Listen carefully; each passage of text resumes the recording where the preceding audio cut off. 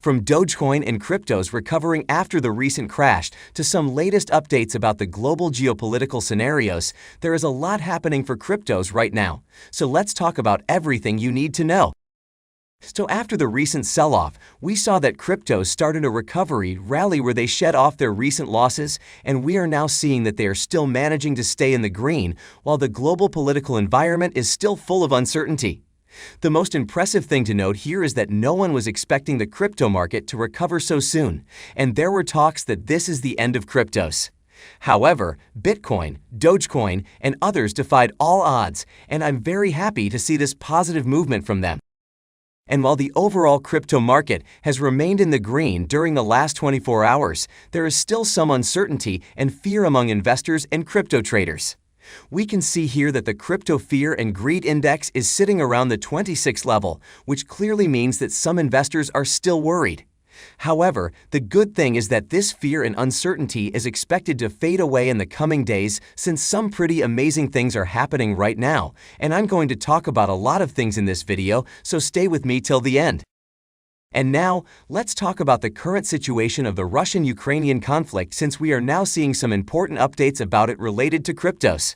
So this whole situation is getting more and more intense, and we are now seeing that fighting has reached the streets of Ukraine's capital as Russia presses ahead with its invasion. Meanwhile, the Ukrainian president has claimed that Ukraine has derailed the advance of Moscow's troops and pledges he will not surrender. So things are not looking too good right now, and we have to keep an eye on it since this situation can affect cryptos and traditional markets in the coming days. But the good thing is that despite this situation is still intensifying, the U.S. stock markets have surged during the last 48 hours. We can see here that the S&P 500 is up, Dow Jones is up, and Nasdaq is also back in the green after they crashed on the day when Russia started an onslaught on Ukraine. And as we know that Bitcoin and others are now closely correlated with equities, this is one of the reasons why the crypto market is also trading in the green during the last 48 hours. Now the most important thing is that it appears that Russia may back out from invading Ukraine since there is a lot of pressure mounting on it. In fact, we are now seeing that even Russian lawmakers are now supporting peace and not war, and we can see here that a member of the Russian parliament is now calling for an end to the war. So this is really good news for everyone. Moreover, world leaders are also putting sanctions on Russia in order to let the country know to avoid war and deal with the issue in a peaceful way. And just recently, the United Kingdom Foreign Secretary Liz Truss has said that they are now working with allies to exclude Russia from the SWIFT financial system. So in the scenario that Russia is unplugged from SWIFT, its economy will shrink by 5%, and this clearly means that Russia is not going to let it happen, and I think that from saving itself from getting banned, Russia may back out of this war. Similarly, we are now seeing that payment services Apple Pay and Google Pay have also announced that they are going to halt support for Russian banks. So this is going to create more and more pressure on Russia because such sanctions are going to shrink the Russian economy massively. And this is why I think these sanctions are going to put an end to this war and peace will prevail again. Now another important thing for cryptos is that Kuna, a crypto exchange in Ukraine, has seen its trading volume explode after the Russian invasion of the country. Data from Crypto Compare shows that on average, the exchange's trading volume was hovering around 45 million UAH per day and shows that on the day Russia's invasion started, its trading volume exploded to 150 million UAH, equivalent to around $5 million. So this is a positive thing for cryptos since it is apparent that people are not trusting the banking system and the local currency, and they are preferring cryptos amid this war. And as more proof of this, we are now seeing that during this crisis situation, ATM machines in Ukraine have run out of cash and people are now using cryptos to transact their funds. Moreover, millions in crypto have been donated to help those in need. So this means that cryptos are helping people amid this crisis situation, and this is not only good for humanity, we are also seeing an important use case of cryptos. Similarly, we are now seeing that the people of Ukraine have been getting donations in cryptos from throughout the world. And just recently, a Ukrainian NGO received about $3 million worth of hash Bitcoin from a single donor. Moreover, publicly available data shows that 109 Bitcoin worth more than $4.3 million have been donated to a wallet operated by Come Back Alive, a Ukrainian NGO that is providing assistance to the country's military during their time of war with Russia. All in all, we are now seeing that Bitcoin and crypto donations to Ukrainian efforts have exponentially increased since the Russian invasion. And the most important thing to note here is that nobody is donating gold to Ukraine amid this crisis situation, but people are donating in Bitcoin and cryptos.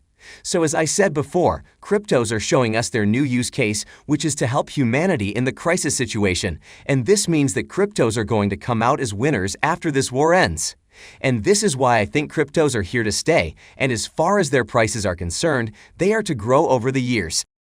Now, another very important thing to note here is that we know that when the Russian invasion of Ukraine started, Bitcoin crashed. At the same time, gold rose in value, and it simply outperformed Bitcoin.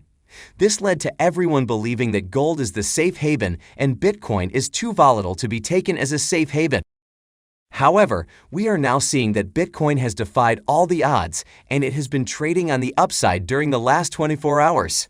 The key thing to note here is that as Bitcoin is now trading on the upside, gold is down and it has lost its value during the last 24 hours. So this clearly means that Bitcoin has outperformed gold, and as I said before, people are also donating Bitcoin to Ukraine instead of gold.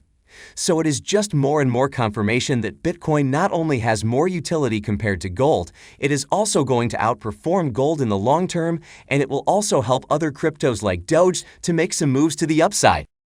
And with that being said, let's come to Dogecoin's current price movements. So after rallying up by almost 15% the other day, Doge is currently holding its support level around this region, and it has managed to avoid another sell-off. Still, I think that we should anticipate some volatility in the coming days as the Russian-Ukrainian conflict may escalate. However, I am not bearish on Doge because I feel that the long-term outlook is still optimistic, and I expect that it will trade higher in the second quarter of this year. And now, let's come to Bitcoin for a minute. So Bitcoin is now hovering around the 39K range after rallying up the other day, and it is now looking to break through the resistance level around 40K. While the technical indicators of Bitcoin are suggesting that it may not clear this resistance level in the coming days, there are some bullish updates and data that are indicating that Bitcoin can move to the upside from here. For example, we are now seeing that Bitcoin's purple whales are now leading the charge, and they are now fueling the price to the upside.